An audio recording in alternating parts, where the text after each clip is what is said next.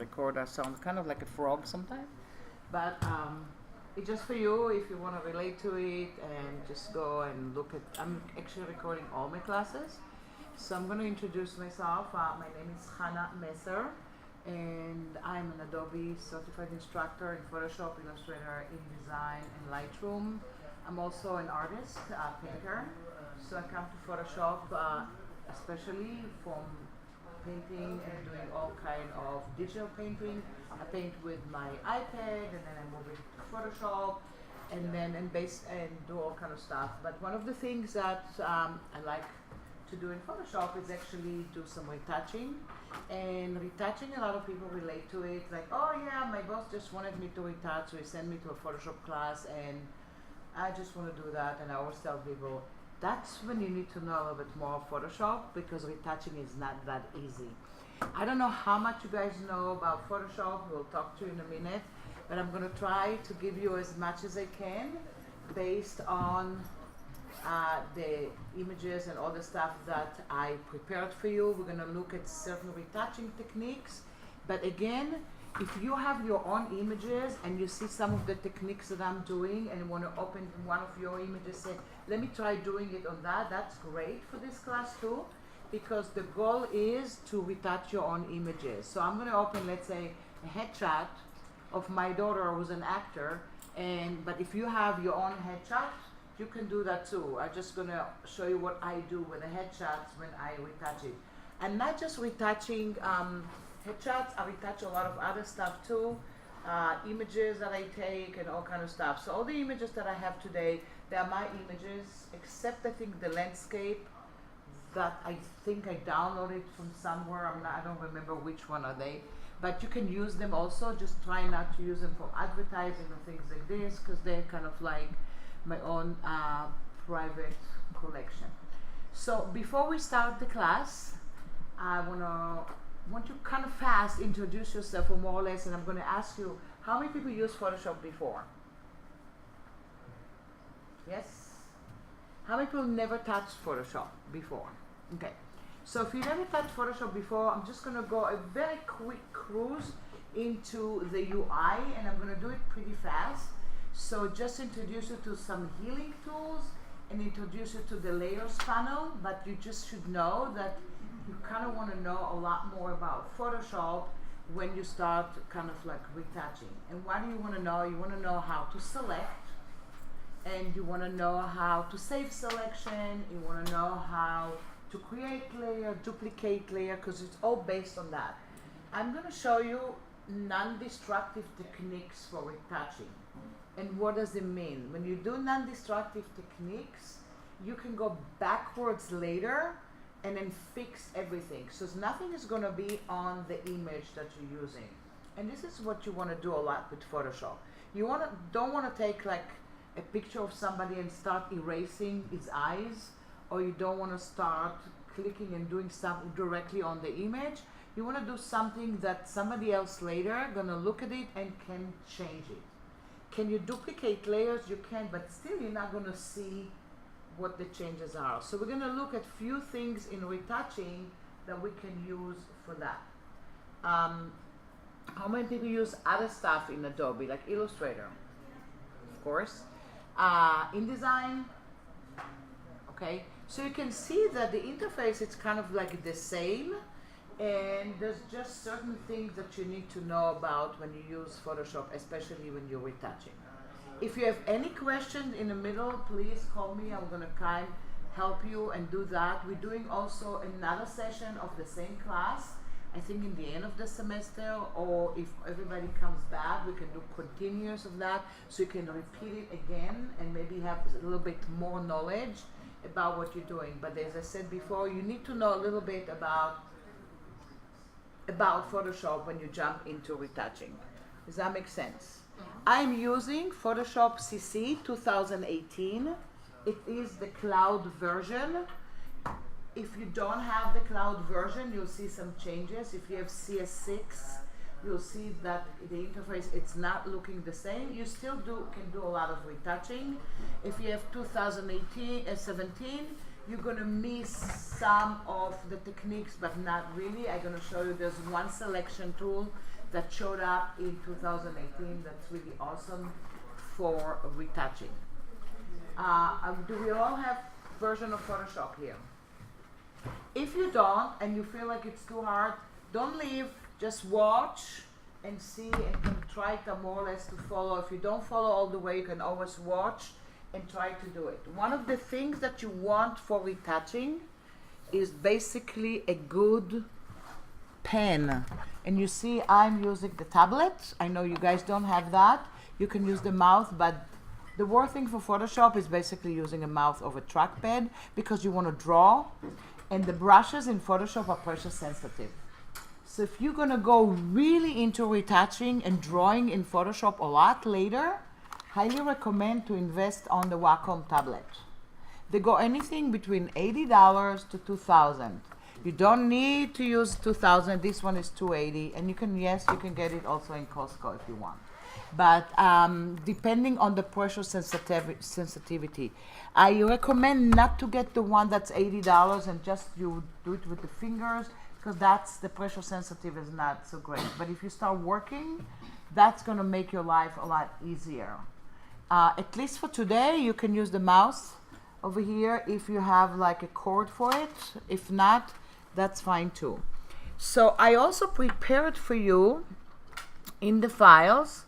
I did kind of prepare like a PDF, and then if I'm looking at the PDF, I have like a retouching, and I'm talking a little bit about retouching people, and this is like a little project that we might not do it here, but that's something that you can do later, and you can have here like a step-by-step retouching technique that you want to go in later and follow if we don't end up doing it in the class. And I have all the information for that under the retouching project. These are the images that I created, including the final project also. So we'll see how we're doing during the class. We can start doing a project like this, but if not, you have almost everything that I'm going to talk about. It's in this little PDF that you have. Does that make sense? Okay, so I'm going to launch Photoshop. This is Photoshop. Let me know if you have more or less the same screen that I have. Maybe you have some images already there. I took off the images that I had because I didn't want you to like get confused. And what we're going to do first is we're going to look at the interface, but we're going to do the file and we're going to open something. And the first thing that we are going to open here, we're going to double click on the healing tool project over here. This one, the healing tools. Do you see that? If you don't have that, you can go in and open any other image that you have. But you see here, I have 3 images, and they are based on like somebody who has some pimples and somebody that needs to fix something. So I'm going to click, let's say, on the first one and open it. And the first thing that we are going to do is we are going to look at the workspace, because some of us never used Photoshop before. So I'm here in the essential workspace, which means all the way up on the upper right corner. Do you see a tiny looking square? If you click inside, these guys are workspaces. I have my own workspaces when I want to work with stuff, but this guy, Essential 3D, Graphics and Web, Motion Painting and Photography, they're going to be the essential workspaces. So we're going to work just with that today. On the left side, you do have the toolbox. And what do we have on the toolbox? We do have the layer move tool or the move tool that let you move images and pixels. And you do have a lot of selection tools. What I want to do is click on the tiny arrow here and make it into 2 columns over here. So it's going to be a little easier to work with. And just going to show you a few things. This is the move tool. Do you see that? And then next to it is the letter V. I don't expect you to remember that. Whenever you click V, it jumps into the move tool. What is the move tool doing? We'll move pixels, we'll move layers also. Then you have the selection tool. So you see here, this is the marquee selection tool. If I click and hold down my mouse, I see that I have other selection tools over here. We might use any of them just to select around an area in order to do some kind of a retouching. Then you have the lasso tool, the polygonal lasso tool, and the magnetic lasso tool. And next to it you have quick selection tool and magic wand. You see so many selection tools, and this is not the end. There's a lot more of them. But why do we have so many selection tools in Photoshop? Because really what we do in Photoshop, we are isolating images.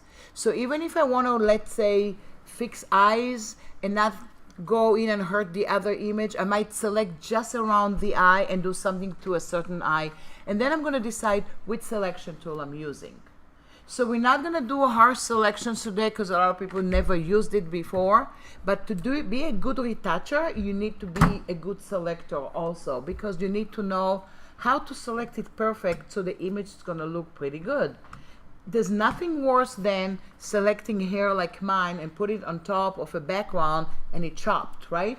So you have to use a certain selection tool that we do have it in Photoshop that will take the hair and try to modify that you do have hair. So when you put it on another background, all of a sudden you can do something with it. Does that make sense? Then we have the healing tools. And there's a lot more tools over here, but I'm not going to go through all of them. Where are the healing tools? If you click on the letter J, it takes you to a whole group of healing tools. And you see here, it is spot healing tools, healing brush tool, patch tool, content aware tool, and red eye tool. What are the healing tools doing? They will take an area that you have and they basically will heal it. We'll figure out what the colors underneath and make it look like okay. But if you don't figure out more or less the right way, all of a sudden it doesn't look good. So you might use a lot of healing tools to use that. Below that, we might use that is the clone stamp tool. This one is your constructing tool, because this one doesn't heal. It's really gonna go in and retouch something to move one area to another area. So if I wanna have, let's say a person has 3 eyes, exactly the same of the eyes, I might clone one of its eyes and put it in the center. That's what the cloning tool is doing.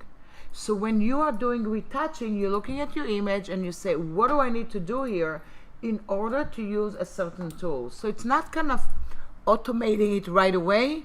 You're looking at the image, you're thinking, what am I going to do here? So I'm going to look at this image. What do we have here? We have a girl that has some kind of a problem with her skin. Maybe she's an actress, maybe she's a model, maybe she's modeling the earrings, but somebody shot this picture and he feels like he cannot take it and send it to anywhere because it doesn't look so clean. Unless it was an ad for something to before and after for pimples or something like that. So we're gonna look at that and we're gonna try to retouch her with some kind of a healing tool. So the other thing that you want to go and work with, and I'm going to go, this is my workspace. I'm going to click all the way to the right and I'm going to collapse the icons. Because for today, we're going to use a lot the layers panel. So click on the word layers and move it up here and uncollapse it. So at least we see the layers panel. And let me know if you see that. If you are in the essential workspace, you basically have the same panels that I have. If you do not see your layers panel at the moment, go to Window and bring it over. These are all the panels in Photoshop. They're all in here. So if by mistake I click on the layer and I turn it off, I will go to Window and go to Layers and bring it back, and you see it comes back directly where I left it. So I don't need to panic. All the panels are there. If you don't see them, they're just not out. Does that make sense? Where do you take them out? From the window menu bar. Except the 3D, they're alphabetically ordered. kind of like that. And we're not going to use anything 3D for retouching, so we're not going to have to worry about it. So you see, you do even have a learn panel, which is really great for Photoshop, because if you click on it, you're going to have a bunch of videos for later, and even a retouching video if you want to go later and play with it. So if you feel like redoing it, you can do that. One of the things that I would like to do when I retouch is right away, no matter what I do, I duplicate my main layer. I just duplicate it. In case something happened, in case by mistake, I go and do something to it. So how would you duplicate a layer? Do you see this says background over here? I can go to the layers panel. Do you see the lines over here? I call that the flyout menu. Some people call it the burger, because they feel like it looks like a burger sign, you know, with the 3 little lines over there. I click and hold it down, and then I have some more orders what to do. I can make a new empty layer, but I can also duplicate the existing layer. Do you see that? Duplicate layer. Once I say that, I can go to the duplication and I can name it. So I'm going to call it, and I'm going to call it retouch. If you don't name it, it's going to be layer 0 and 1 and 2 and 3. How many layers can you do in Photoshop? Almost unlimited, at least over 1,000 layers. So when are you going to do 1,000 layers? Believe it or not, when you do movie posters. Because when you do movie poster, every little thing that you see in Photoshop there, going to be in another layer. When you paint a lot with Photoshop, all the brushes that I'm using, I'm going to different layers. Why do you do layers? Because it is non-destructive. If I'm going to do by mistake something to this layer, I can always turn it off, or I can trash it, and I didn't hurt my original. Does that make sense? And this is how you want to work with Photoshop. That you can go backwards, backwards, backwards, and redo some stuff. Some tools are destructive tools. You have to work on pixels. Some tools, you are going to open a new layer and do the retouching to an empty layer, which is fun. And that's what we're going to do now. If you guys want to save it, go into File and Save As. If I want to go in and call it Retouch 1, you want to save it as a Photoshop file, not as a JPEG. You see, it was a JPEG before, and by default, look at it. It's already telling me Photoshop. I didn't click on it. It already tells me I have a layer. I did not click on it.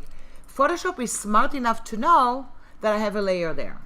So which file format maintains layers? TIFF and PSD, and some kind of PDF when you work from Photoshop. The rest do not maintain layers.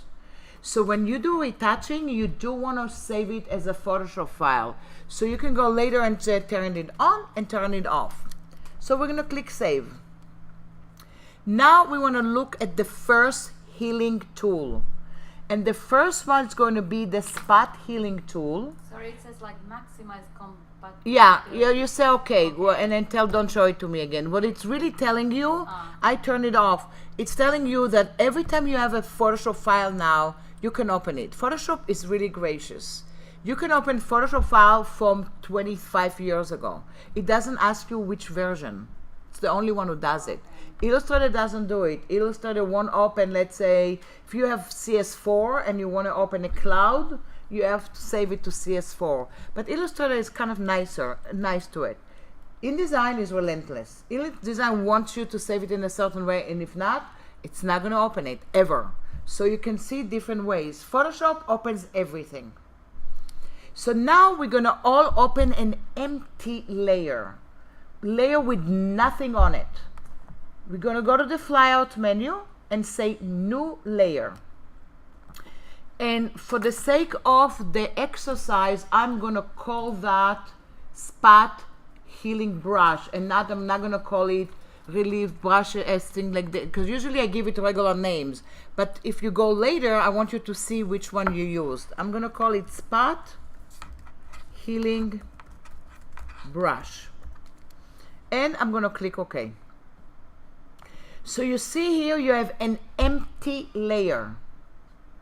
How would you know it's empty? I didn't start yet. If I also turn off the other layers, you see, it is absolutely empty. There's nothing in it. And by the way, you can go ahead and just turn on and off the visibility buttons here. If I don't want the retouch image to move, because the retouch image can move now. Why? Because it's already a layer. The one that doesn't move is a background. Background never moves. But if I go to the retouch, and while I'm talking to you, I don't pay attention, and I'm going to the move tool, and I do stuff like this, and start doing something, all of a sudden I'm ruining something. So I'm going to undo what I did. Edit, undo, move, Command Z. How many undos you have in Photoshop? Basically the amount of the history panel that you have. By default, it is 50 undos, which is not bad. You can make it to 1,000. Highly recommend don't do that, because the more undos you have, Photoshop starts managing the memories and start to be a little slower. So we're gonna look a little bit at the history panel while we're doing stuff, so it might help you. The only thing that doesn't help with the history panel is if you save the file, you close it, you reopen it, the history is not there. And that's why we do non-destructing stuff. History is only why you're working. Does that make sense? So now we all click on the retouch, and you see I have some locking versions over here. We're all gonna click on the third one, and that's locking the ability to move this file. You can still do other stuff, but it's not going to move, which is really kind of locking it. If later on I need to move it, guess what I'm going to do? Unlock it. As simple as that. On, off. Now I'm clicking on my layers panel, and I am going to the spot healing tool. Where is it? If you click on the letter J, it will take you to the toolbox, and these are the healing tools, and the first one is the healing brush tool. Do you see it? That's the first one. This tool works with the size of a brush, and it's basically gonna take the color that it has below and try to adjust it to the color on top, and also take away the pimple. So if you have different kind of colors all around, sometimes it's not gonna do a good job. So you see here, I do have, my brush is 60. Your probably is 19, right? 19 is the default. Why is mine 60? Because I used it yesterday and I made it 60. So this is one thing we gotta learn in Photoshop is, Photoshop inherits the last thing that you do. If you don't like it, you gotta change it. Otherwise it thinks 60. How would I change it? I click on the arrow here, and you can see the size. I can make it very big, I can make it medium. So I'm gonna go in for now, and I'm gonna make it something like maybe 60. Then you have the hardness. What does it mean? If it's all the way to the right, do you see it's a very hard edges brush. So if you click sometime with it, you see edges. If you go all the way to the left, it is going to be very soft. If you go somewhere in the middle, it's going to have a sweet spot to where you do it. And you can go back and forth and change that while you're doing it. And of course, you can go in and change the alignment and all kind of stuff with it, and change it to different kind of ways. So if you want the brush to look like that, or if you want a brush to be around there, you can do that here. And then here I have the pen. So mine, I'm just gonna do and click on pen pressure, so it is going to work with my pressure. If you don't have a pen, it just doesn't do anything to it. But I'm gonna click here, and I'm gonna go to my screen. And now I'm going and I'm gonna click just on the pimple here next to her, and I'm clicking and I'm clicking. Do you see any changes? There's no changes, Because guess why am I clicking? I'm clicking on an empty layer. I didn't tell the machine to do something else. So all the way up here, there's more information. And you always want to read the option that Photoshop gives you for every tool. Do you see the word sample all layers? You want to click on that. Now when Photoshop knows sample all layers, it's basically going to sample stuff from the layer below. So it's going to say, well, I'm going to take the pimple, I'm going to sample it, but I'm going to do the drawing on an empty layer. That's how cool it is. So now go to this area. Do you see it's disappearing? And it's spot. So you see what I'm doing? I'm doing a spot. I'm not doing stuff like that. If you start doing little lines like this, it is going to do the marking. So I'm going to do Command Z and not doing that, or Control Z, which is undo. So I'm going to go into this pimple and this one. I'm just clicking. And let me know if you start seeing some changes, if it disappears. What if I wanted to go to this one and I feel like it's a little bit bigger? I can change the size of the brush. I can either go all the way up here, click again, and move the size, or if I'm too lazy to go back and forth up there, there's an awesome looking shortcut for drawing. Every time you are on any drawing tool, and it's including Illustrator, so you get an Illustrator thing too, you are going to your brackets on your keyboard next to the letter P. The right bracket is going to make the brush bigger. The left bracket is going to make the brush smaller. Do you see that? Right? Tap it. So that's what I do when I use a lot of selection. I go back and forth and do that. It is the same shortcut if later you paint with Illustrator and you're using the brushes there. It is the same shortcut. This shortcut in Photoshop, it's for all the drawing tools, all of them. So whenever you have any drawing tool that has a brush size, you can do this little shortcut. So now I'm going to make it bigger, and I'm going to go and do that. And I'm going to do this. And I'm going to go into her neck. And I'm going to do some other stuff here. And I'm starting to see something that looks a lot better. I can test it. How would I test it? Click on the visibility button. On, off. Do you see that? And then turn off the other layers for a minute. Just the healing spot, leave it. This is what you just did. Does that make sense? And this is why I do it to a separate layer. You can do it directly on the image, but then if you want to eliminate something, you're going to cut the image. Now, if I hate this one, I can simply go to even my eraser tool and guess what? Brackets, because it's a drawing tool. And if I do that, that's okay. It doesn't do anything to my image. Does that make sense? But if I did the retouching exactly on a duplication of the image, and I want to eliminate it, I'm going to cut a hole in the image. So with a spot healing tool, you always want to work with an empty layer. You always want to go to the empty layer and make sure that you say sample all layers, because if not, it's not going to sample it. Does that make sense?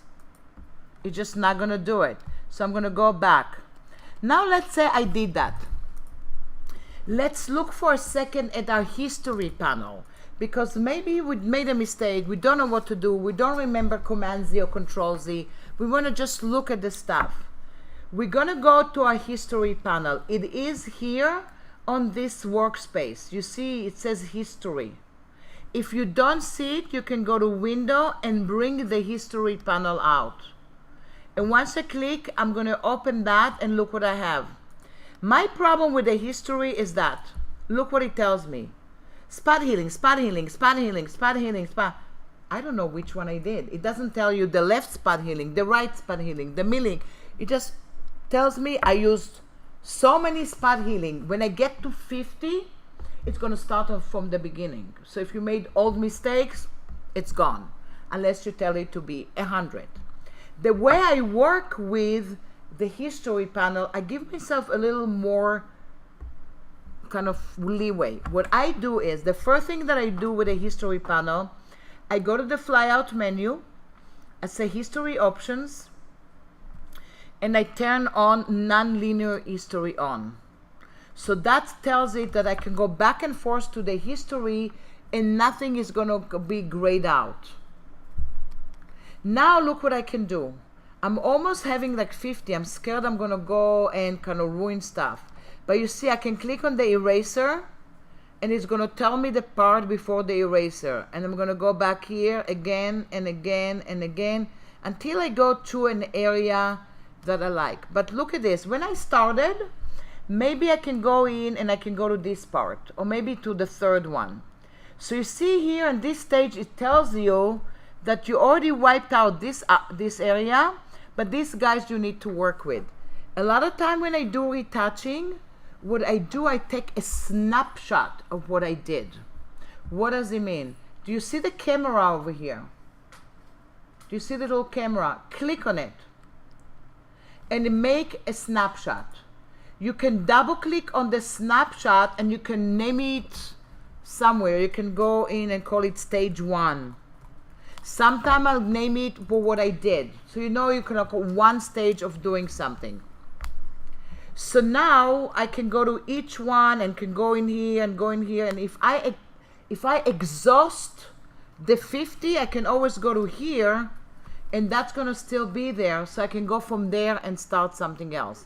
You can also, while you have a snapshot, and let's say your client is calling me, did you do something? Did you do something? Like already freaking out on you. Say, relax, I did some. Do you want to see what I did?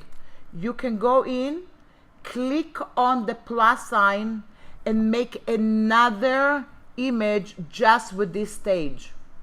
And then you can send it to him as even a JPEG and say, see, that's what I did. Or a screenshot. Does that make sense? So I do a lot of that with the history panel. But one other thing to remember, if I close my file, save it, I have no histories. Does that make sense? It's just not going to have histories. So while you're working, that's good. If you close it completely and start again, it's not going to have histories again. Does that make sense? So I'm going to go back to that. I don't need the stage 1. You can save it as a Photoshop file I'm having here. And every now and then, maybe I'm going to go in and do another snapshot. So I'm going to go to the last one.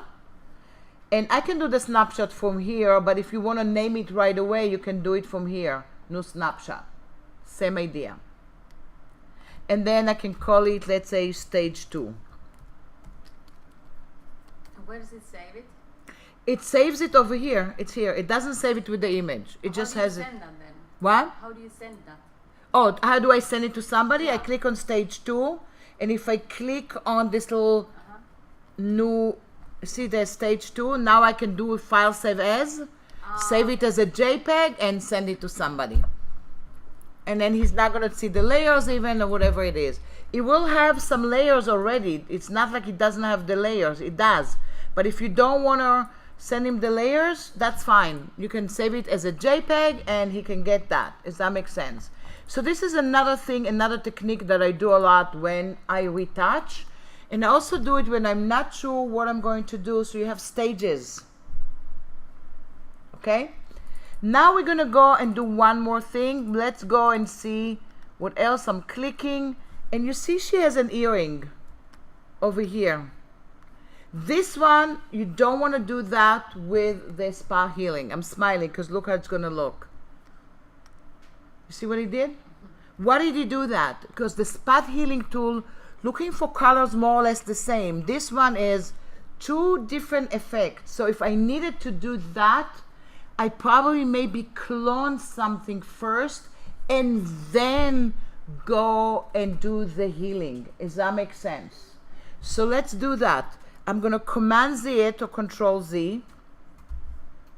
And now if I want to take this one away, I am going to go in to open a new layer. And then I am going to call the new layer clone. and it is going to be on top. Or you can put it on the bottom, or whatever you want. Now let's go to our clone tool. Look first how the clone tool works. The clone tool works with the size of a brush, and more likely you have something like 19 or 20 or whatever the default is. I did something with the clone tool that was 70. It's absolutely inherited that. So now I have a mode. We're going to talk a little bit later about the modes. You have the opacity. You have 100% flow. And you have something that says aligned. It's okay. But before you do anything, just click on the screen. And right away you see an error message telling you, could not use the clone step because the area to the clone has not been defined. What does it mean? The clone tool wants you to define an area that it's beautiful and clean, and then go and clone it. You didn't tell it what to do. There's nothing that you can do. So we're going to click OK. If you have Windows, it's going to tell you Alt-click.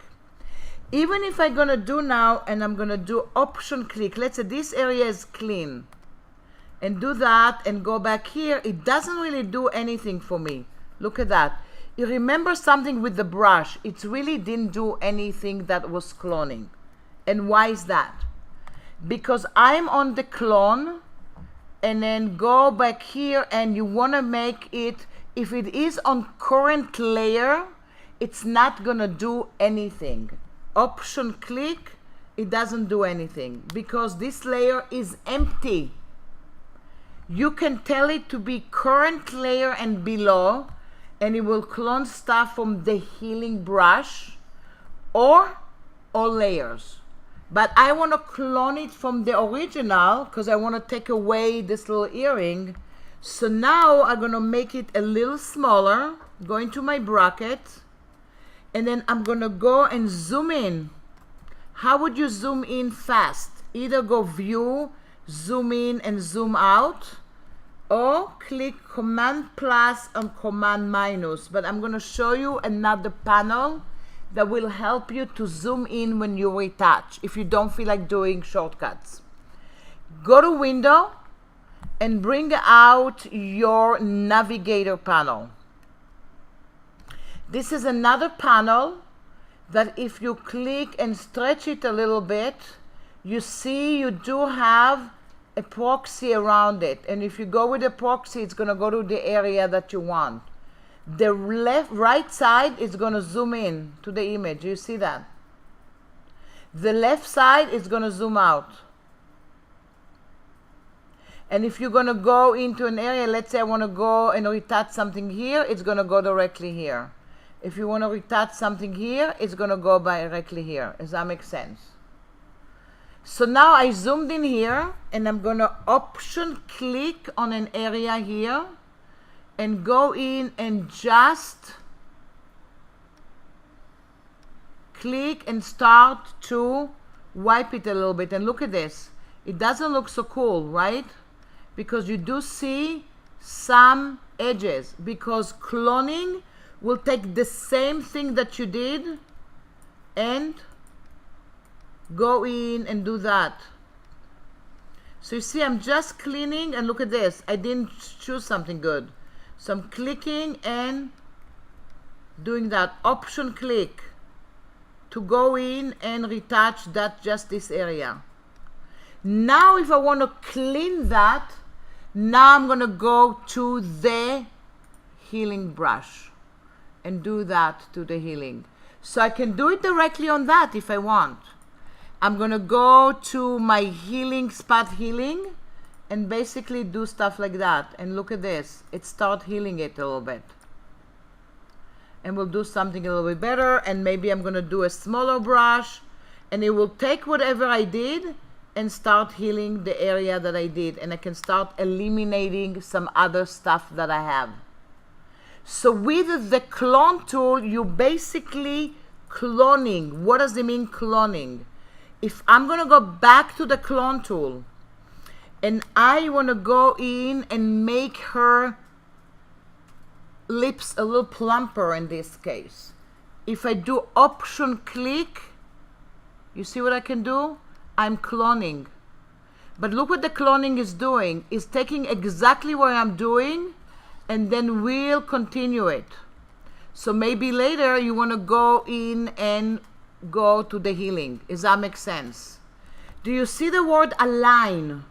If I'm Option clicking and using still align, it is going in and the where I sampled it is following me.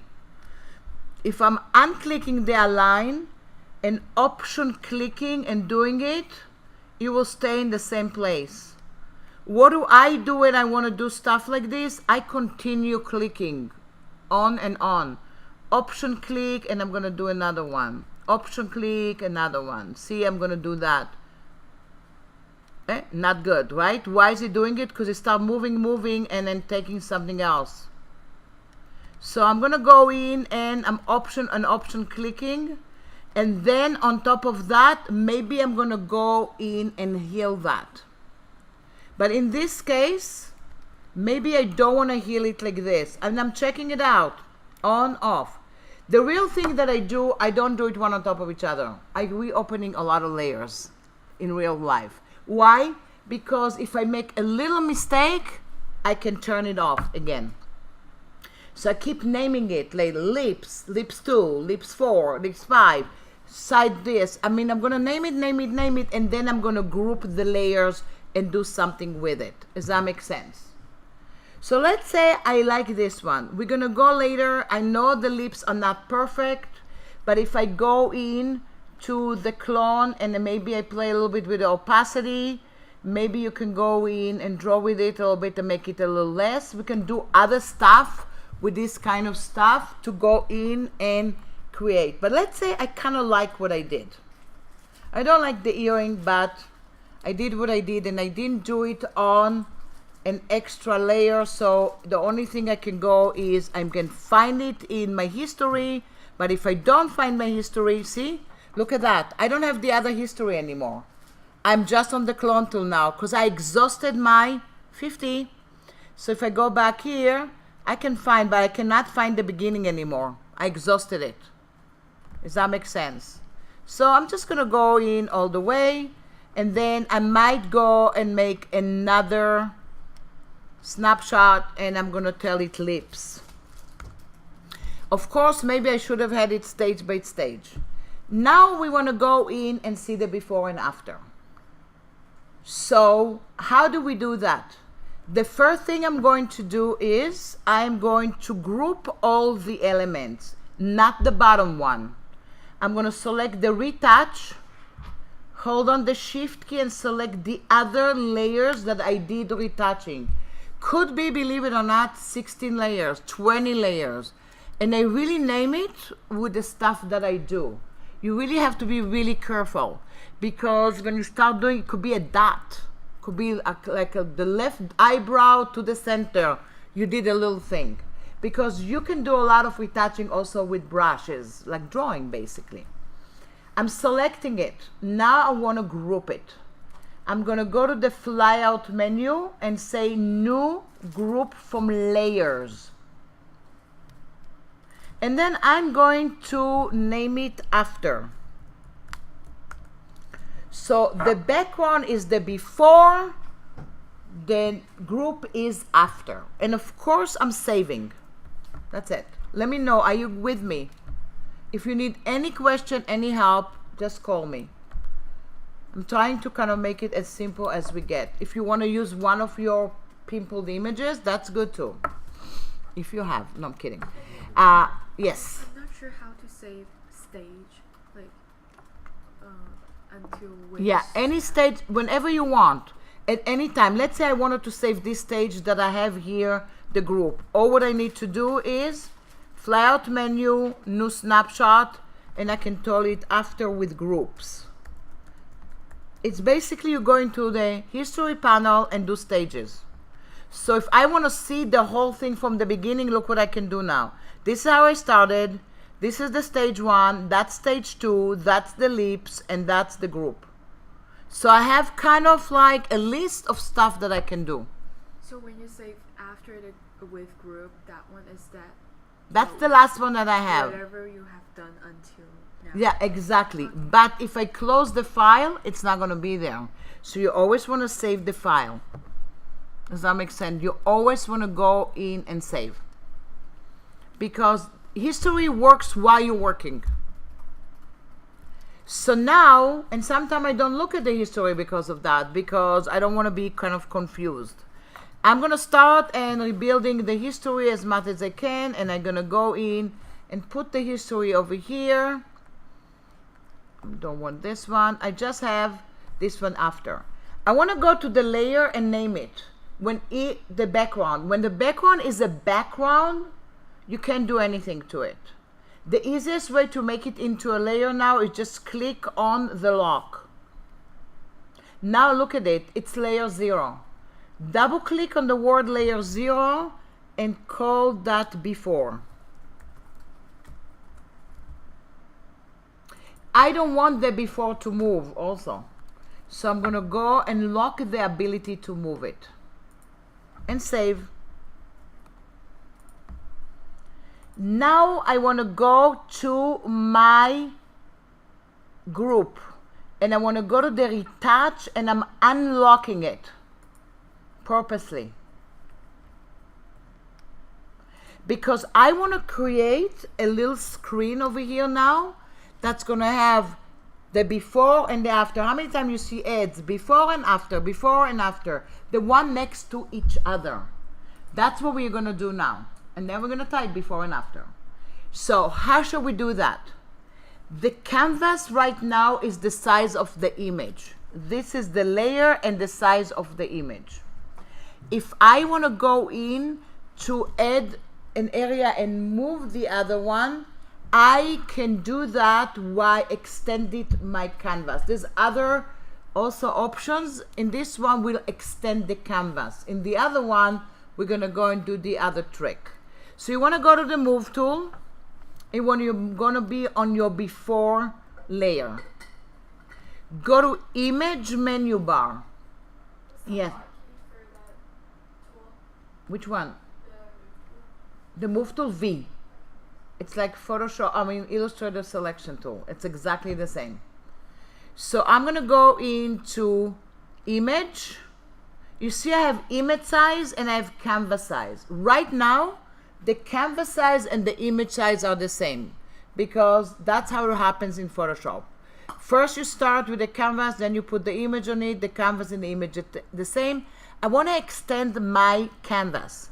So I'm going to click canvas size. Is the word relative selected for you guys? If it's not selected, it's going to look like that. It's going to ask you, what do you want to do with the size? It says the current size is this one, and do you want to add the other size? What do I want to add here? Just the width. So the width of the canvas is 4.5. So I kind of want to add the width, and I have to calculate it here, so I'm going to do 9. But a lot of time, I really don't want to calculate because it's going to be like 4.222, and I don't know the math, and it's going to be too much. If I click on the word relative, that comes from 0 to 0, and you just add the numbers that you want to add to your canvas. Do you want to add 2 inches? Do you want to add 3 inches? Also, it's going to ask you, where do you want to add it to? This one, the circle here, that's your image right now. If the image is in the center. So if I'm going to do, I'm going to add 4.5. Why? Because that's the width of my canvas. If I'm going to leave it okay now, you know what it's going to do. It's going to leave the image in the middle, and it's going to be 225 on one side and 225 on the other side. This is not what I want. I want the canvas to extend from left all the way to the right. So click on the left anchor. So it's going to go in and extend it. And I'm going to go in now and click OK. And look what happens. Do you see what happened to your before? It's extended it. I have an extra canvas now. If you go to image size or canvas size, it's going to tell you that it is 9:3. Does that make sense? There's nothing here. Click on the word after, which is the group. Make sure nothing is locked within the group, because if it's locked, you don't move the right things. All the way up in your control, which is really important. Do you see by default it says auto select layer? Is that says that to you guys? You don't want to do auto select layer.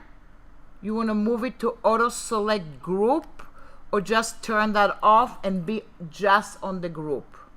Because if you auto select layer, it's going to move a layer within the group. If auto select group, it just moves the group. So you have to go back and forth between these guys. It's always good to remember. I'm going to go to the group, click, and drag a copy. Do you see what I have right now? I'm dragging it till the end, and that's the after. Does that make sense? I have the before and I have the after. And of course, I'm going to save my file. So I extended my canvas and took all the elements there and moved them. Can I continue retouching? Of course I can now. I can open that, and this is why I have the duplication. Because if you didn't have the duplication, it's not going to know what to sample from. And it's just going to take the pimples. I mean, whatever the dots are. So these guys have to be there, because I didn't. That's how it's going to look. That's not the after. I don't want, that's the lips, by the way. Do you see that? That's her lips over here. So you don't want to have that. You do. That's why I copied. Now I can go in and continue doing anything that I want. Does that make sense? So this is one thing about before and after. If you really want to type the word before and after, because you need to create, and it doesn't have to be a retouching for that. I know some of you are in communication and all kind of stuff. You need to do a presentation, interior design. There's always going to be a before and after, location for movies. And maybe somebody wants you to type something on the first one and type something on the other one, so you know what you're looking at. And that's when you're going to send to somebody later, as a JPEG even. So if you click on the type tool, the letter T, click somewhere on the first screen. What do you see in your type? Do you see Myriad Pro by default? That's the default font for Photoshop. And it's usually size 12, the default. If you use another typeface before, it's going to go in and take the other type. You can go in, and there's a lot of typefaces over here, and you can go in and look, and each one of us has different kind of font on our machines. I'm going to leave it Myriad Pro, and I'm going to just type before. Why is it red on mine? I don't want it to be red.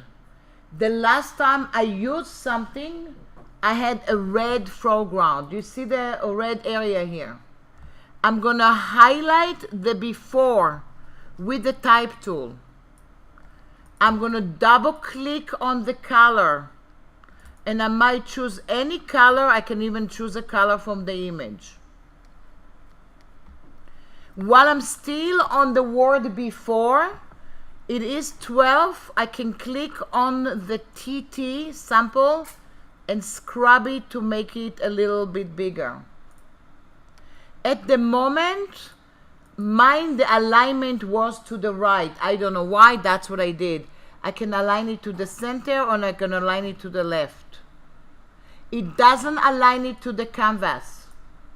It's align it for the area you start typing. It's not a layout program. It doesn't know where you are. It's painting. So the alignment is based on whatever you click with the type tool. I'm going to click OK, or enter, or return. And now I can go to the move tool and click on it and move it. Do you see in your layers panel the type went to a separate layer. Type always goes to a layer in Photoshop. And you can always change the size and the font that you are using. Now I want to duplicate because I want to write after. I'm too lazy to click and write after. So I can go to the word before, click on the flyout menu and say duplicate layer, and I'm going to ask that and I call it after. Where is it? In the layers panel you see 2. On the screen you see 1, because they're always one on top of each other. You click and drag and move it here. And go again to the type tool. You can highlight it and type after.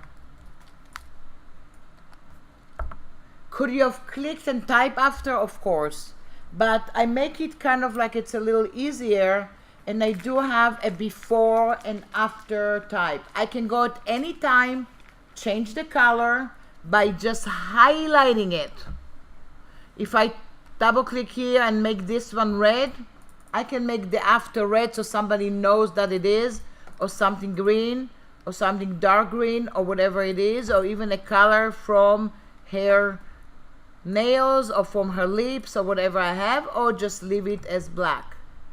I can also go in and change the typeface. Does that make sense? So type it is live until you tell it to rasterize it. But most of the time I don't do that. I leave it as is. Does that make sense? And save. So we did that. Now we're going to go in and look at some other things. So I have some other areas for you to kind of practice, but I want to go in and make it maybe a little more interesting. So let's go to File and Open. And go back to our file, and you have something that says headshot.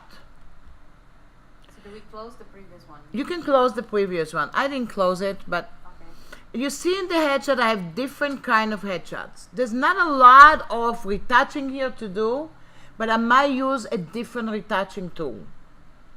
It's also a healing tool. Later on, I gave you also in the healing tools, you also have this guy, and try to retouch him. That's a big job, because that's a lot more stuff in it. What about the red eyes thing? The red eye, we're going to look at it. It's not a very good red eye in Photoshop. Not a very good one. Don't like it so much, but we're going to look at that. So I'm going to go into this one and go into the headshot. And then I am going to click on the middle one, and this is a headshot, and I'm going to open it. And I have some stuff that I want to go and retouch. So the first thing I'm going to do here is I'm going to, what should I do? Duplicate my layer. I'm going to go to the flyout menu and say duplicate layer. And I'm going to call that retouch. All the stuff that I'm showing you, by the way, have shortcuts. Duplicate a layer or make a layer from a selection is Command or Control J. So if you feel like doing that, that's okay. I just don't want to kill you with so many shortcuts today. But every time you do Command J or Control J, look at this. See what I'm doing? I just duplicated tons of them. Not that I want to do it, but I duplicated a bunch of them by clicking Command J. Command or Control J will duplicate a layer, or will make also a layer from a selection. So if you select an area and that's what you make a layer from, that's also Command J. What if you forget about it? If you go to the layer menu bar, new, layer via copy, you see Command J is there, or Control J. This is what I use on a daily basis. You almost want to remember this shortcut more than a lot of them. So look at what I have here. Let's zoom in and investigate a little bit the face. We do have some dots that I want to go and play with. And we also have some wrinkles. that maybe I want to eliminate a little bit. And then maybe we're going to do some fun stuff from another kind of tool in a minute. So now what I'm doing is, the first thing I'm doing is clicking. I don't want to move that for now. And then I'm going to go into new layer, and I'm going to go in and I'm going to call that healing brush. Not spot, healing brush. Why do I want to do with the healing brush? Because maybe I want to go to areas that are bigger and start eliminating bigger areas. I might still go to the spot and go into some spots too. Where is the healing brush? If you click on the letter J and click inside here to the healing brush tool, that's the healing brush. The healing brush works like the clone tool. You need to find an area that it's clean, sample it, and go to the area. You do have an option, sample current layer, do nothing, current layer and below, or all layers. I'm going to say current layer and below. Now I'm going to go in and I'm going to do it non-aligned. And I'm going to option click somewhere around her cheek that I think it's clean. You see I have a brush too. Option click. And you see some kind of stuff. And I'm going to go in and start cleaning a little bit the area that it's dark below her eyes. But look what my option click is doing. I want you to look at where the sample is. Do you see it stays in the same place? Could be good, but could be dangerous. Why could it be dangerous? Because maybe I option click on one area, but the other area next to the eye is a little lighter. So I'm not going to get a good thing. So I can say align, option click, and now it's going to follow me, which is not good either. Why? Because it's going to follow me, and maybe it's going to follow me to an area, and again the color is not great. So my solution is my workflow as a retoucher. I continue option click it all the time for different areas. I don't even listen to these guys. I'm option clicking and doodle with that. Option click, you see, until I see some nice area, and I'm going to do that. And I'm checking it out. And I'm going to option click. I can see I have a mark over here. And then I'm going to option click to that. I'm going to start clicking around and look at the area. And maybe I like just this area and it's looking good. In real life, what I do is I might change the name of healing brush, and I'm going to say left side. And why is that? Because now I'm going to open a new empty layer. And I'm going to call that healing brush right side. Because it might not be the same, so I don't want it to be in the same layer. Because if I make a mistake on the other side, I can still turn it on and off. Does that make sense? So now I can go to this side. And I'm going to do option click. And I feel like my brush could be bigger, so I'm going to my brackets. Option click. And I'm very careful when I see areas that I don't want to touch.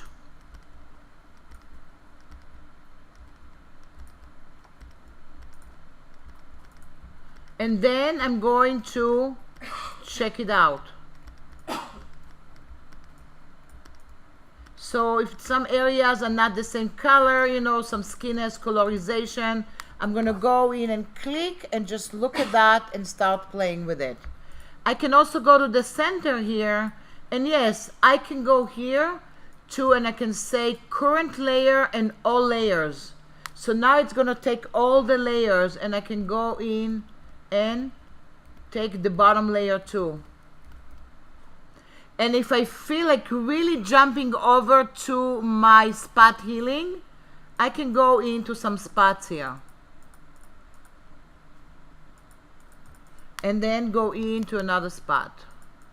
But I want to show you something that it's a little dangerous. Zoom in a little bit with even the navigator panel if you have it. Zoom in to her eyebrows. She's gonna kill me, but it's okay. It's from like 5-6 years ago. Don't tell her if you see her ever. I want to go in here and maybe click on some of the pimples here. And look what I'm doing. Do you see what I got? I got like a mark. Because the distance between this and the dark eyebrows will kind of like melt together.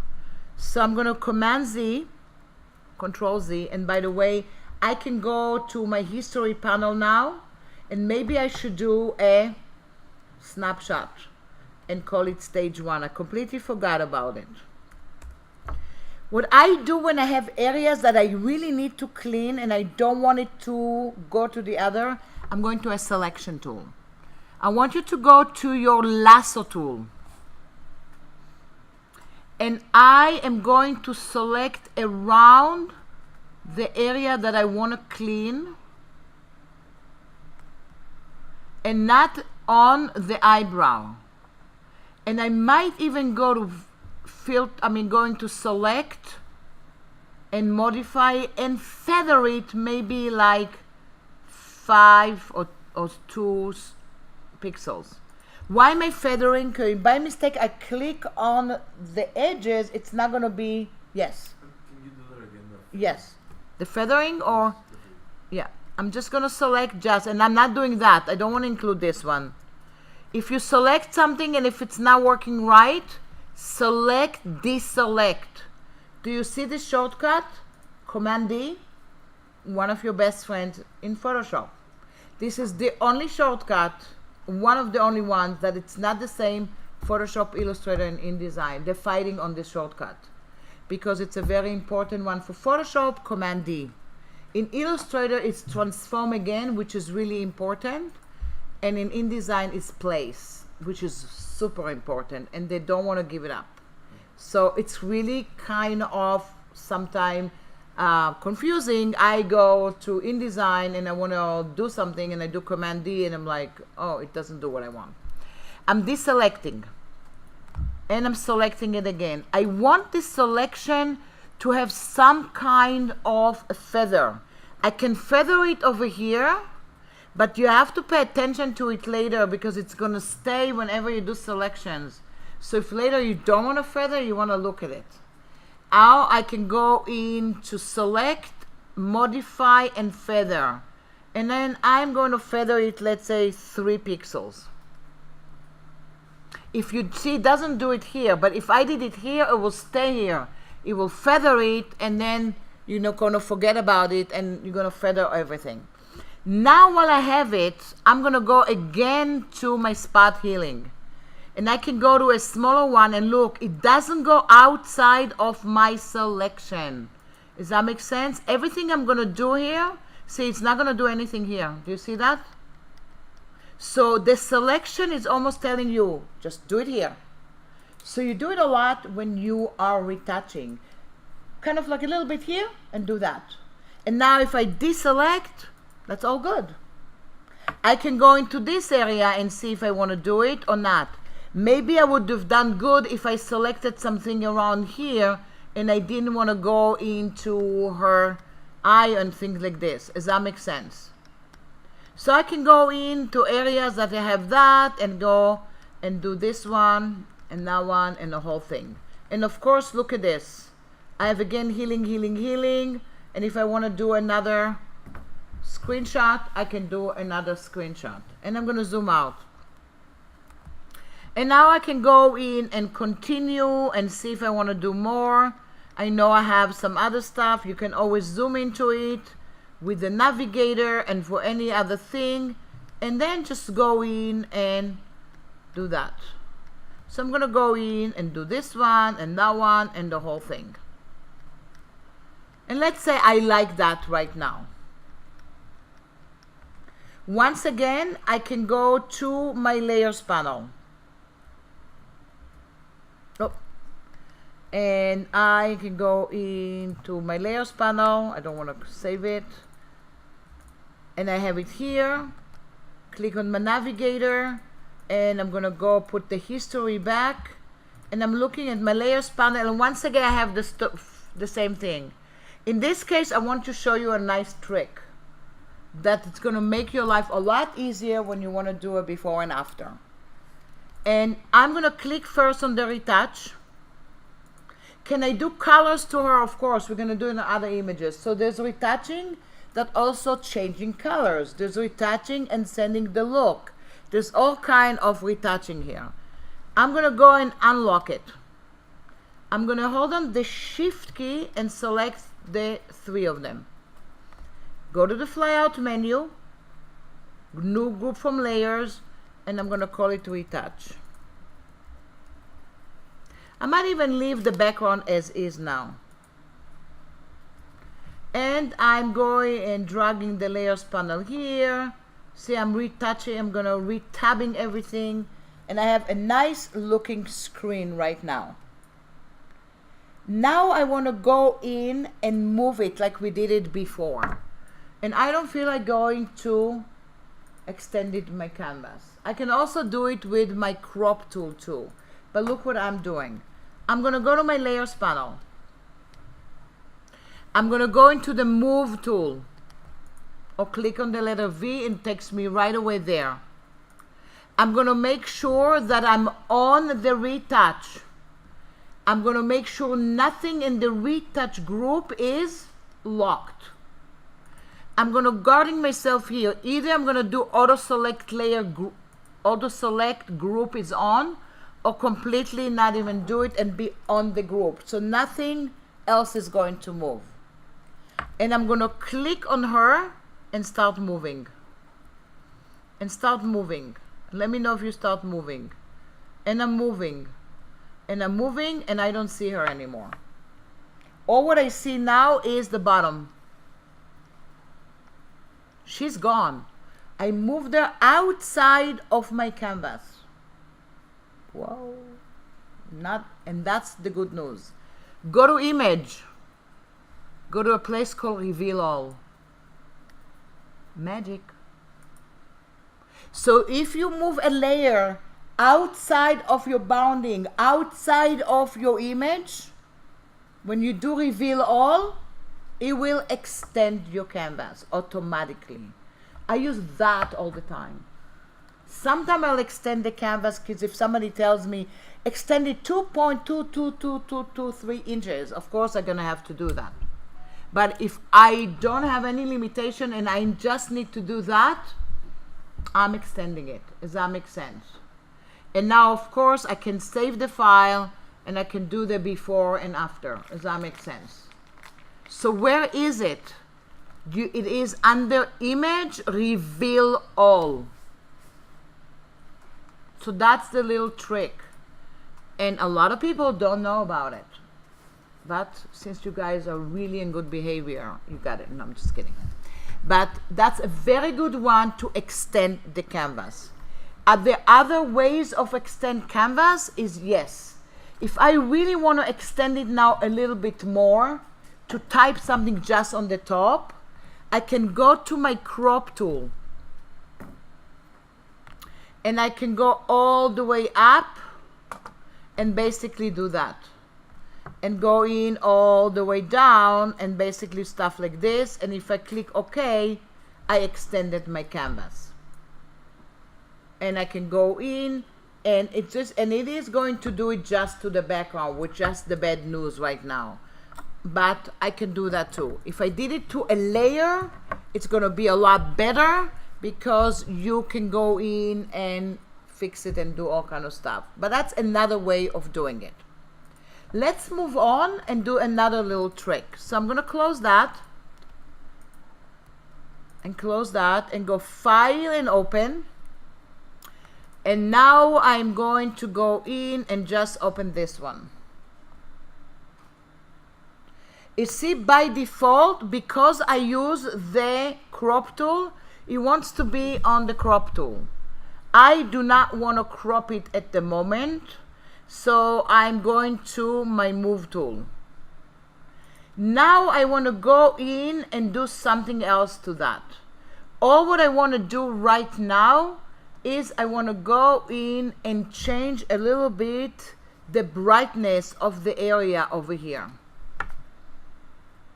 This is going to be a little bit with masking. There might be a little bit confusing to you guys if you never did masks in Photoshop, but if it's too confusing, we're going to move on to another area. Let's say I want to go in and just sharpen the entire area. I want to sharpen an eyes. Our eyes are kind of not looking great right now. And maybe I can do it without a mask also. The first thing I'm going to do, I'm going to go to the background and I'm going to say duplicate layer. And I'm going to call it retouch. So that's it. Maybe I should spell it a little bit better. And then I am going in and I want to go and do another trick. Of course, our eyes are not looking great, right? They have this little thing. But I'm going to do something else to it. I kind of want to make the area a little bit sharper. And I'm not going to do the mask, actually. I'm going to go on the word retouch. And I'm going to go to the flyout menu. And I'm going to say new layer. Don't do anything yet. Name the layer lighten and darker. Before clicking OK, you see the word mode. Click inside and make it into an overlay mode. While you have that, click on fill with overlay neutral colors and click OK. And look what happened. Blending modes are basically modes that will take images and change the mode into different colors. So if we were in the beginning Photoshop class today, I would just talk to you a little bit about the blending mode, which are really, really important. And I think we're going to do that in one of the classes. Or I invite all of you to come to my ACA class next semester, and we do everything about Photoshop, and then there's a certification test after that. So what does it mean here? If I went to a normal mode, click there and go into normal, you see the gray is covering it. When 50% gray is in an overlay mode, it's basically a transparent glare. Now I am going to my drawing tools. I am going to my left side, and there is a place you have a dodge and burn tool. Do you see that? I'm going to go into the dodge tool. I'm going to zoom in. What the dodge... I don't see those. Here, these guys. Click on the letter O, and you have them there. Okay, sorry. And click, hold down, and you see you have dodge, burn, and sponge. By default, these tools, they are actually destructive tools. They're looking for pixels. You cannot work with these guys without a pixel. So if you do it on a duplication, it might do something destructive to the other image. But if you do it on a 50% gray, you can turn it on and off.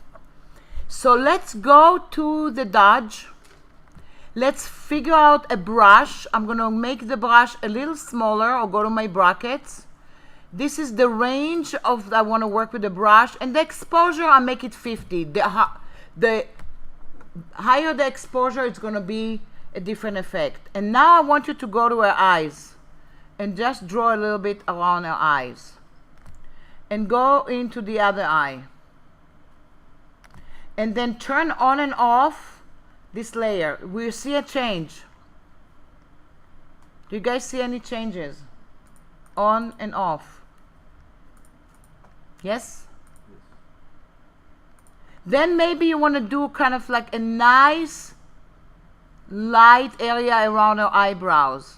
So you're lightening a little bit her eyebrows. And do an on and off. And I'm lighting and eyes, and the more I'm going to do it, it's going to do it a little bit more. So you see all of a sudden she has light eyes. Basically, look what I did there.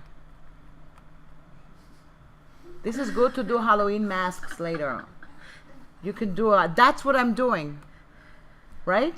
So I still have the on and off, and I can actually go into this layer and fix the stuff that I did with a 50% gray and not hurt my image. I can also make it darker. A lot of time when I go into darker, I basically duplicate this layer if I want, if I don't want it to be in the same, or if I leave it in the same, I might go to my burn and make the brush a little smaller, and I can go into her lips. And look what I do here with the lips. I make her lips a lot darker. Don't do it too much, because then it's not gonna look good. This is a good trick to lighten teeth. If you have a person with dark teeth and you don't want to select anything, the smile gonna be a lot better if the teeth are not gonna be yellow. You open an empty layer, 50% gray in an overlay mode, and go to your dodge and burn.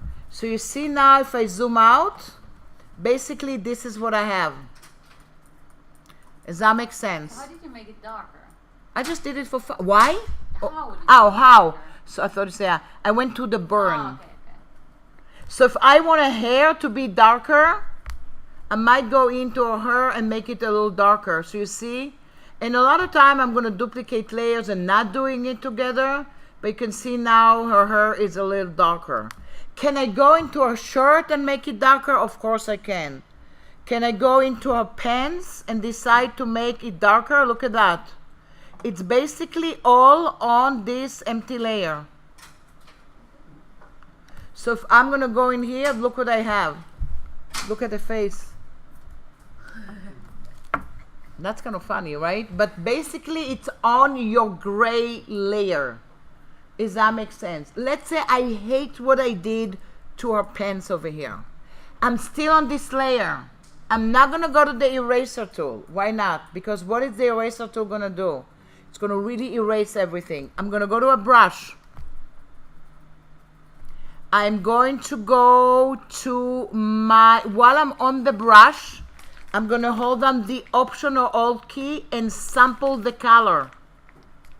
And then I'm going to make the brush bigger, and I can draw with 50% gray on this gray layer. So now basically I am eliminating it. Does that make sense? And if I go in and do that, you see I basically took it off. Does that make sense? So kind of like this is how I'm gonna work. I can go into this one. So this technique basically goes to make areas darker and lighter without making them destructive. Do we have a lot of extra special techniques with masking? Of course we do. Since a lot of you never used Photoshop before or use it just a little bit, I don't want to confuse you guys yet with masking, but I will confuse you in a minute with using something called smart objects, because that's going to be great to create stuff when you are going to retouch stuff. So now I'm going to go into File and Open. I can leave this one on. Yeah. Can you explain why you made it an overlay instead of normal? Okay, yes. See here in an overlay, that's what happened. If that's going to be normal, it's going to be like that. Yes. And from all the other modes, how do we know? Yeah. Let me show you the modes so you can understand what it is. I want you to go in and open, File Open, and go into the other area, and you have an area that says Landscape. And you basically have the different kind of landscape, and they're more or less the same size, I hope. I'm going to select the first one, and I am going to hold on the Command key and select the second one. And click Open. I have this image here. And we're going to use that for retouching in a minute too. But for now, for the sake of the blending mode to understand it, I want you to go to the other image. It's probably not going to be the same size. I want you to go to Select All, Edit, and Copy. That's it. You're copying whatever you have here. Go into the waterfall, edit, and paste. It's not the same size, which is fine if I don't want it to be the same size. Maybe it should be even the same size, but it's kind of good sometimes when it's not. What if I wanted to show somebody the top image in a different blending mode? What are blending modes? Think about a camera and a lens, and on the lens you're putting a red lens, a yellow lens, a jaggy lens, and when you shoot, it will take that.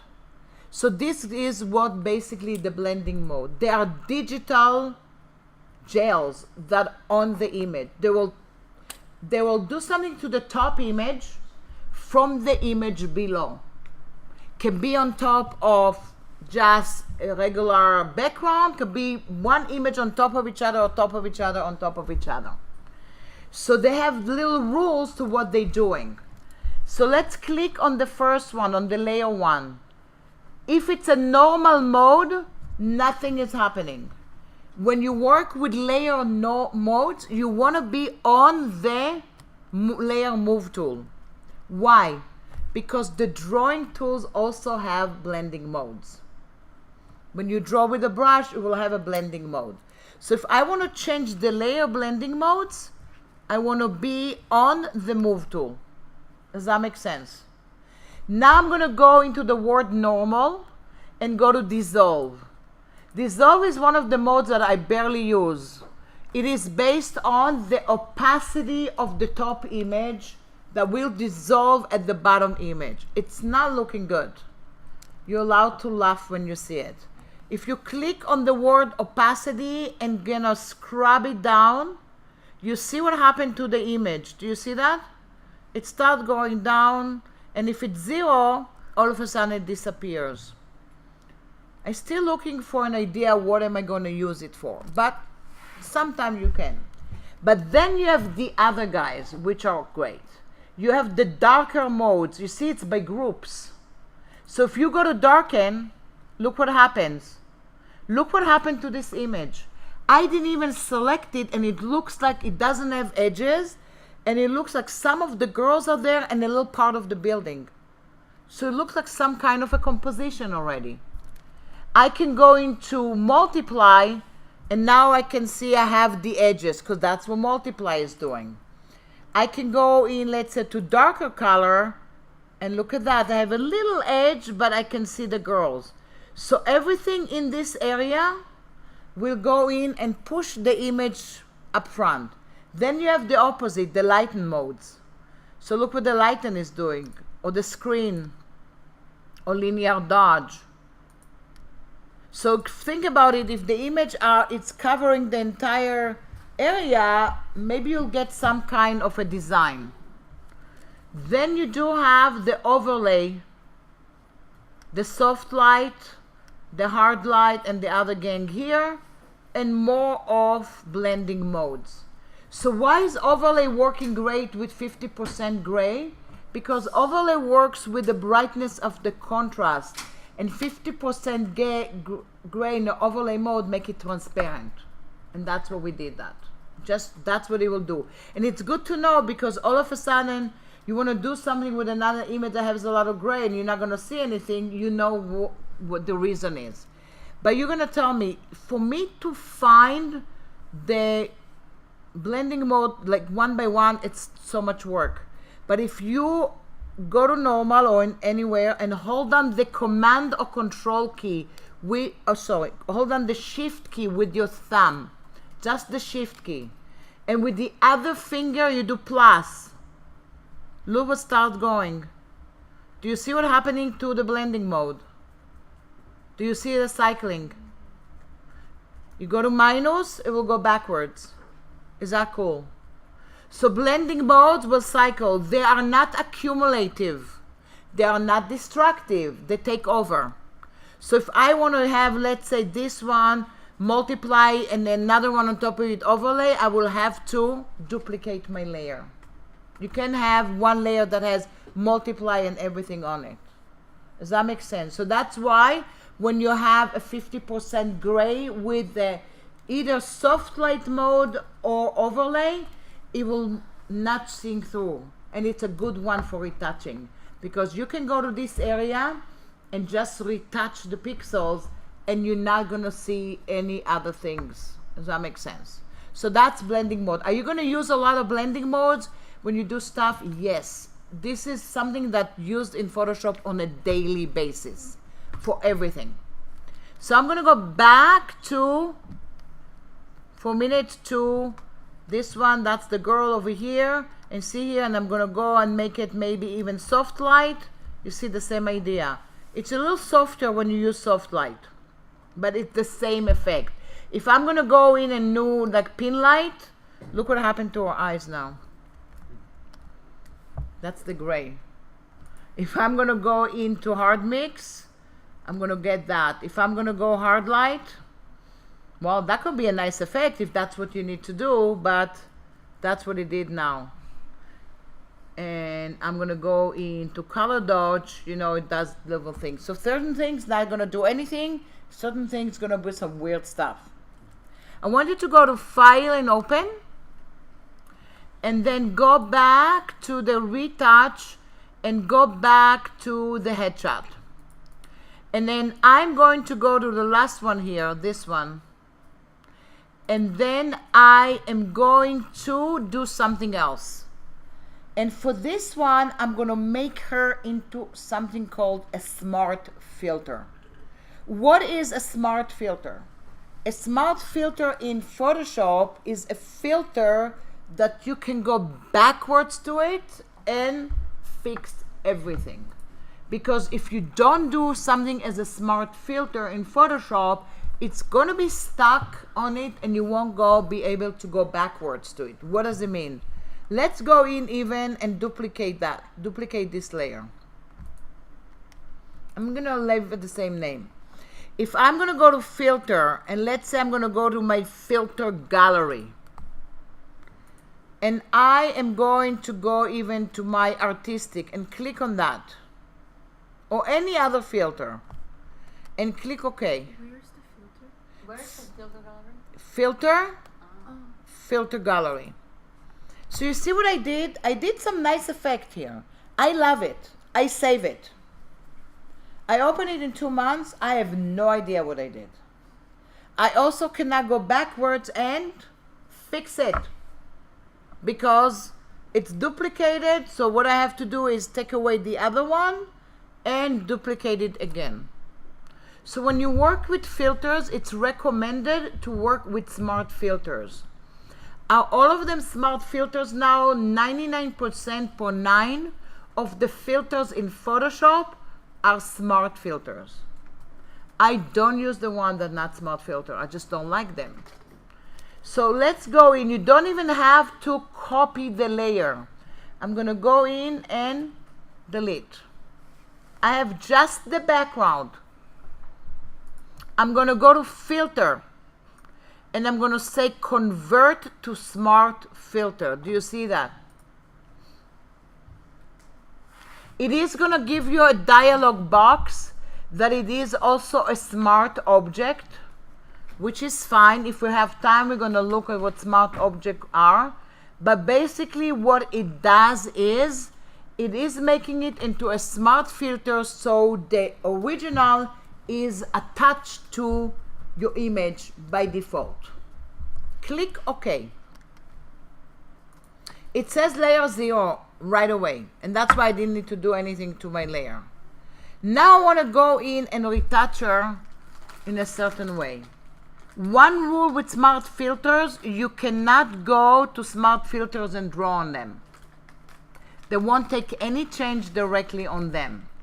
But I'm going to go to filter, and you see I have filter gallery, I have adapted angle, I have camera raw filter.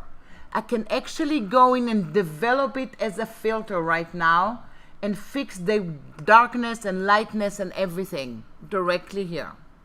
But I can go into something called Liquify. You see, vanishing point is grayed out. Why? Because it's not a smart filter. If you go to render, you see flame, picture, and tree are not, because they are not smart filters. The rest are smart filters.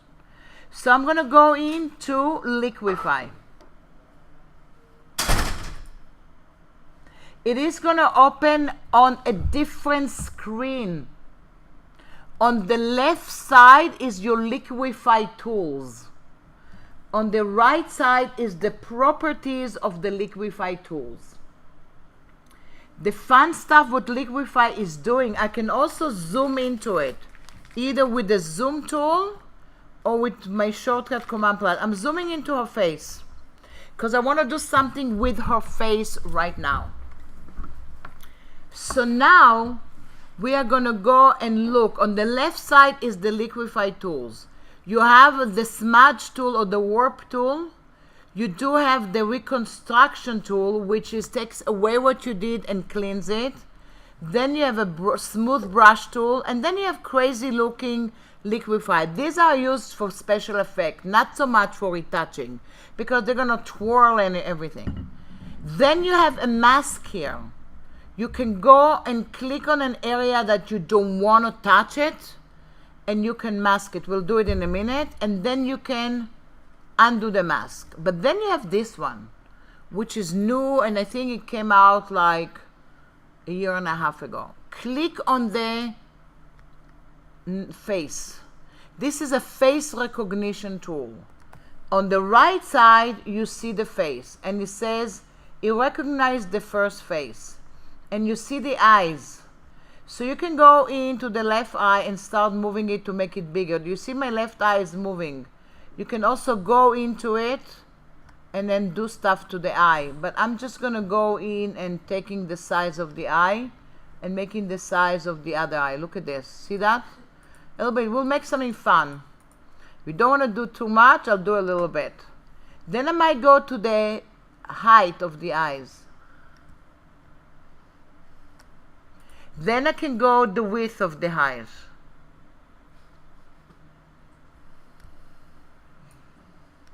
And then I'm going to go the distance. Oops. Oops, right? So if you have somebody you don't really like, this is the tool for you. A boyfriend, a girlfriend, ex-girlfriend, ex-husband, or whatever you have, this is the place to do the revenge. It's not going to hurt them physically, but you know, you're going to play. The person has to be looking at the camera. Yeah. It cannot be... Sometimes a little bit, depending. If it doesn't look all the way at the camera, you can do a little one, depending, because sometimes you might not recognize it. But if you have few faces, you're going to do face 1, face 2, face 3. Anyway, if you tiny faces, all of a sudden it freaks out and doesn't recognize it. So you see here, then you have a nose. So I can do the height of the nose. And then do I want to give her a wide nose or very tiny? I call it the Keira Knightley nose. And then I have the mouth, right? Do you want, oh, smile. Why are you not smiling? And then the upper lip or the lower lip. And then I'm going to go in and say the width. And then the height. So you see I have a different look completely, right? But, and then you can do the face. And then you can do the forehead and the chin and the jawline. I'm making something completely. Yes, I have that. That's looking good, right? Now click OK. And then you're looking at the before and after 4 minutes.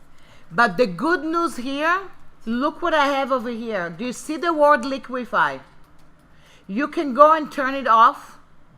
So it gives you basically the look before and after. So you can do that, but you can also double click again on the word Liquify.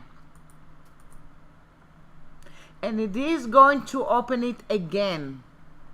And you can go and fix it again or go back to your reconstruct. And that's going to take a lot longer.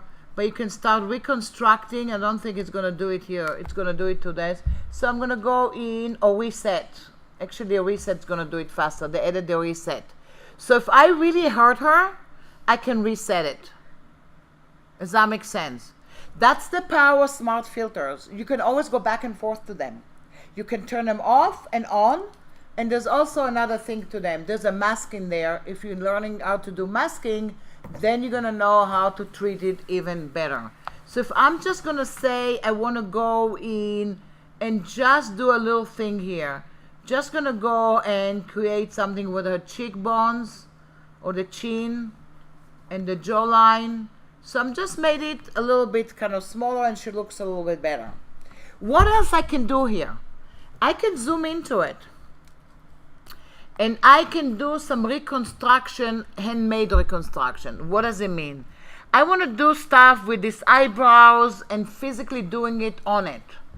So I don't want to kill the other area. So now I'm going to go to the mask. By default, the mask is red. So I'm just going to draw on an area that I don't want it to move.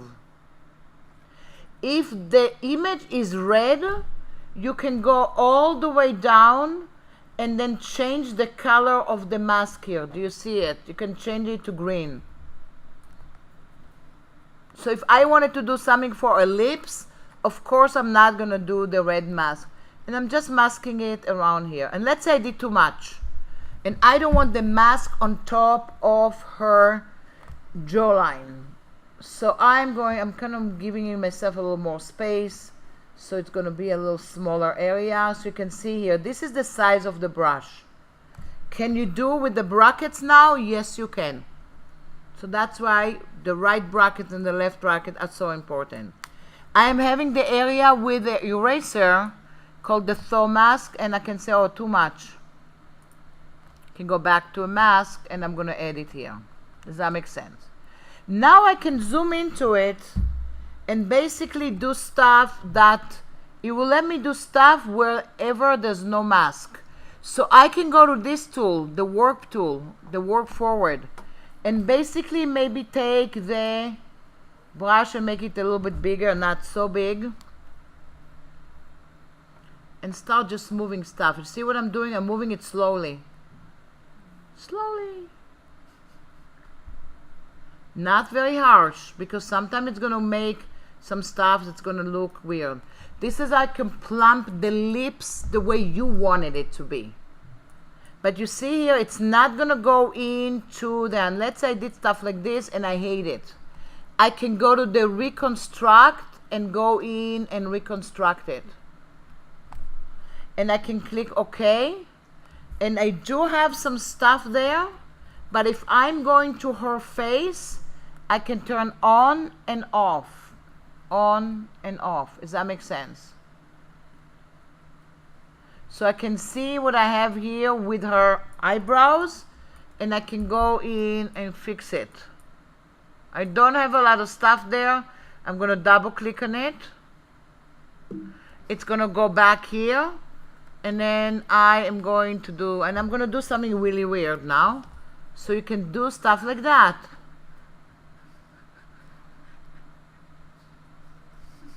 Can you go into these guys? Yes, you can. These guys are really going to go in and do all kind of twirling directly on your image and all kind of crazy stuff. Is this destructive? This is non-destructive because you can open it. we can click it OK, and look what I have it. I have it on. Do you see that? That's because I made it with a smart filter. I don't like what I did. I can even go to the smart filter and say bye, don't want to use it.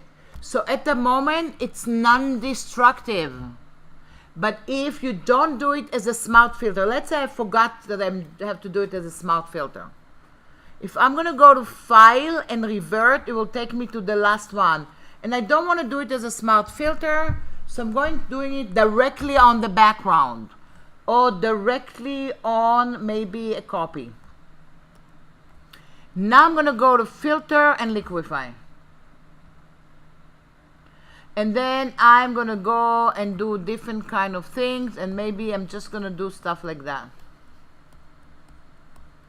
And click OK. Now that's destructive. I have to turn it off and start from the beginning. If I didn't duplicate my layer and I have one layer and I did it directly on it and save it with the same name, my retouching is destructive. Does that make sense? You have to be really careful from that. I know you wanted to do the red eye, and the reason I will show it to you very fast, because the red eye in Photoshop is useless. Okay. Well, No, I'm just going to tell you why is it useless. Because it wasn't updated probably for the last 15 years. And the reason it's not updated, I think because 90% of the cameras have red eye already in them. So basically, if you guys open the red eye stuff that I have, it's under my healing tools. And this is the red eye. It is destructive. It is a destructive tool all the way. You're going to have to load and duplicate your layer. And where is the red eye is all the way down with the healing tools next to the red eye tool. And this is the red eye tool. It doesn't tell you a preview, and it doesn't tell you how it's going to look. So I'm going to the size, and I'm going to click here. Basically, you do stuff on it, and that's what it does. If I'm going to change the amount, that's what it does. And if I think which one I like, I'm going to have to reduplicate it and do it. This tool has no other properties. So it has no clue what color the eyes were before. It's really not a great tool. There's other tools now that you do with masking to take away red eye if needed. But I want to show you the last tool that it is going to make you laugh and you're going to smile, because I want to send you home with a smile. Do you remember we opened the waterfall? And we opened the content aware. Do you remember we opened these two? Do you still have them? Click on the waterfall. We do have the other image on top of it. Go file and revert. So it's going to go back to the original. Go to the layers panel and duplicate your layer and call it retouch.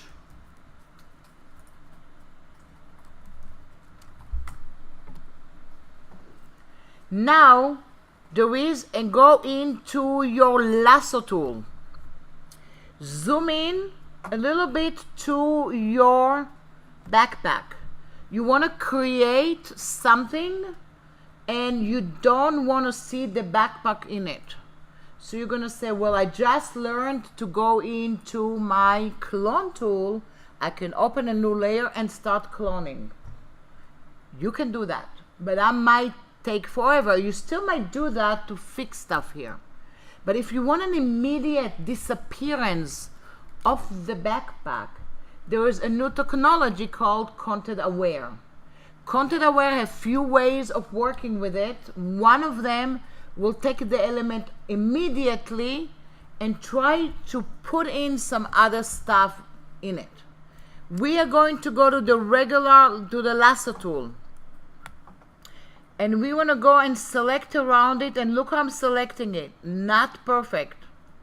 So I'm leaving some of the background as a special information to let the machine know that the backpack is on top of these little shrubs. Does that make sense? Now I am going to my edit menu bar.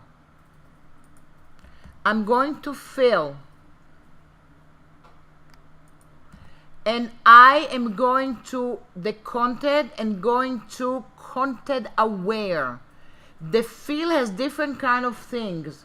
You can fill something with a background, foreground color, but they have something content aware. If content aware is grayed out, that means that you don't have a selection on the screen. Now go ahead and click OK. And deselect. Command D. Do you see that something disappeared? Go in and turn on and off the retouch. It disappeared, and you have different kind of things here. Maybe I do not want to have these guys here. I'm going to select around them, edit, fill, content aware, deselect. So I can go into the areas that I have and select around and go to content aware and then refill some other stuff.